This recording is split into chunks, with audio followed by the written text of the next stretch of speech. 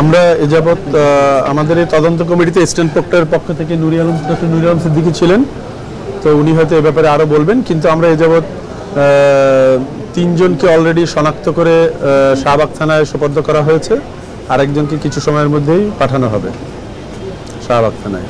Sir, এই যে বিশ্ববিদ্যালয় সময় তো পড়তে আসলে আসলে আলোকিত হওয়ার জন্য, মানুষ হওয়ার জন্য, কিন্তু এই যে মব জাস্টিসের মতন ঘটনাগুলো ঘটছে, মানে এটা কতটা কাঙ্ক্ষিত? মানে এটা খুবই আনফরচুনেট, অনাকাঙ্ক্ষিত, কিন্তু ঘটনা তো ঘটে যায়। এবং তাদের যে গ্রুমিংটা হয়, ইতিপূর্বে যে গ্রুমিংটা হয়েছে, এটা তো একটা ধারাবাহিক প্রক্রিয়া। বিশ্ববিদ্যালয়ে এসে আমরা তো তাদেরকে শিশুদের মতো তৈরি করতে পারি না, তারা অলরেডি তৈরি হয়ে আসে। তো সেখানে আমরা অনেক কথা বলি, কিন্তু তাদের মনোজগৎ তো আগেই তৈরি হয়ে আছে, সেটা খুব একটা পরিবর্তন হওয়া এখানে খুব ডিফিকাল্ট। ঠিক আছে, এর সঙ্গে যেহেতু 16 বছর ধরে একটা সংস্কৃতি রয়েছে, আপনি সেটা বলতে চাচ্ছেন যে এরকম কোনো? এবং আপনারা জানেন এখানে একজনকে ধরা হয়েছে যিনি এফএসএল ছাত্রলীগের সাবেক উপবিজ্ঞান বিষয়ক সম্পাদক ছিলেন। তো কাজেই দীর্ঘ 15 বছর একটা চর্চা আছে তাদের মধ্যে, এবং তাদের মধ্যে সেই উন্মাদনা এবং উন্মত্ততা আছে। এবং আমরা অনেক চেষ্টা করেছি এই 5ই আগস্টের পরে। আমাদের প্রত্যাশা ছিল শিক্ষার্থীরা শান্তিপূর্ণ অবস্থান বজায় রাখছে। প্রথম দিকে হলে প্রবেশ ছিল না, সেখানেও কোনো সমস্যা হয়নি, অত্যন্ত শান্তিপূর্ণভাবে তারা ছিল।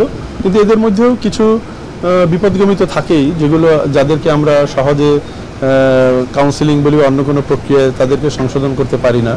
আনফর্চুনেটলি তার একটা মারাত্মক ক্ষতির মধ্যে দিয়ে এটা প্রকাশিত হলো, যে এটা কোনোভাবেই কাঙ্ক্ষিত নয়।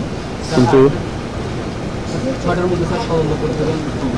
আমি এই মুহূর্তে কথা বললাম তদন্ত কমিটির সাথে, আপনারা বুঝতেই পারছেন আরও অনেক এলিমেন্ট বাকি আছে। আমরা 4 জনকে এই ভিডিও দেখে এবং তাদের অন্যান্য কথাবার্তা বলে শনাক্ত করতে পেরেছি। তো ওনারা মনে করেন যে আরও দুষ্কৃতিকারী আছে, যেগুলো ভিডিও আছেন সেগুলো দেখে মনে হচ্ছে।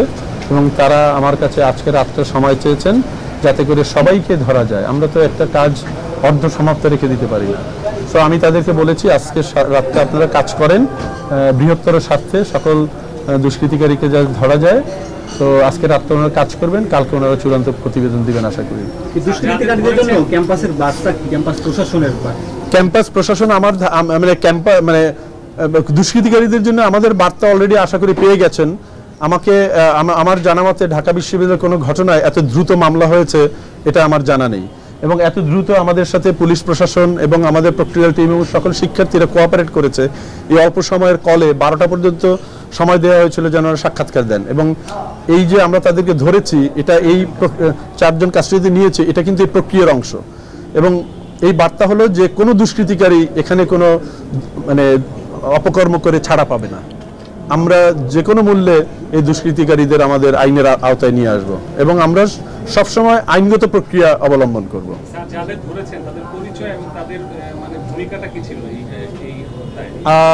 একটু বলবেন, এখানে আমাদের তদন্ত কমিটির একজন সদস্য আছেন নুরি আলম সিদ্দিকী।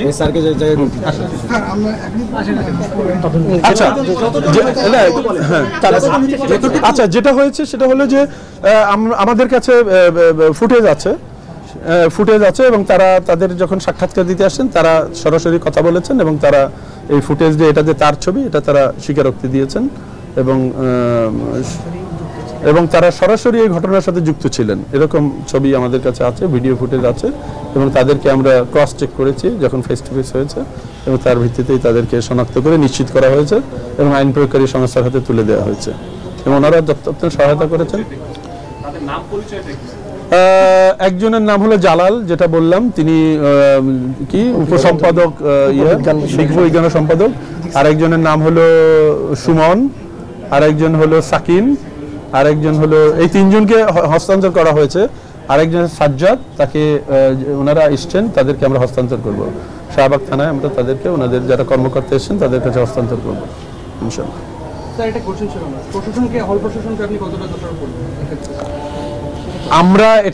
আমরা এটাকে একটা ইম্পার্সোনাল দৃষ্টিভঙ্গিতে দেখছি। আমরা দেখেছি হল প্রশাসন এই তদন্ত কাজটা অত্যন্ত দ্রুততার সাথে করেছেন এবং আমাদের প্রক্রিয়ার কাজ করেছে। কিন্তু গত রাতের যে ঘটনাটা, সেই গত রাতের ঘটনাটায় আমাদের কিছু চিন্তার খোরাক জুগিয়েছে। আমরা সেইগুলো ওনাদের রিপোর্ট যখন যাবে আমরাও একটা কেন্দ্রীয়ভাবে তদন্ত কমিটি করব সেই কেন্দ্রীয় তদন্ত কমিটির টার্মস অফ রেফারেন্সের মধ্যে আমরা এই জিনিসটা আনবো। আমরা এটা তদন্ত না করে আমরা এই মুহূর্তে কিছু বলবো না। নাসির ভাই, পুলিশের পক্ষ থেকে বেশ কিছু আলামত সংগ্রহ করা হয়েছে, আপনি যদি একটু বলতেন যে পুলিশ আসলে কি কোন কোন বিষয়গুলো গুরুত্ব দিতে পারে, কি কি আলামত সংগ্রহ করেছে? আমাদের তদন্ত কার্যক্রম চলমান। একটু জোরে। আমাদের তদন্ত কার্যক্রম চলমান। একটা সুষ্ঠু তদন্তের স্বার্থে যা যা করা দরকার পুলিশ সবই করবে। এখানে আমরা বিশ্ববিদ্যালয় প্রশাসন, ছাত্র সবাই মিলে সবার সমন্বয়ে যেন এই হত্যাকাণ্ডের বা এটা হত্যাকাণ্ড হোক আর যাই হোক সেটা তদন্তে বেরিয়ে আসবে, পোস্টমর্টম হচ্ছে, এই অপরাধের সুষ্ঠু বিচারের জন্য সুচারুরূপে সকল তদন্ত কার্যক্রম সম্পন্ন করা হবে। প্রয়োজনীয় আলামতগুলো তো আপনারা নিশ্চয়ই সংগ্রহ করেছেন। হ্যাঁ, আলামত আপনারা দেখেছেন যে ইতিমধ্যে আলামত জব্দ করা হয়েছে। ঠিক আছে, ধন্যবাদ।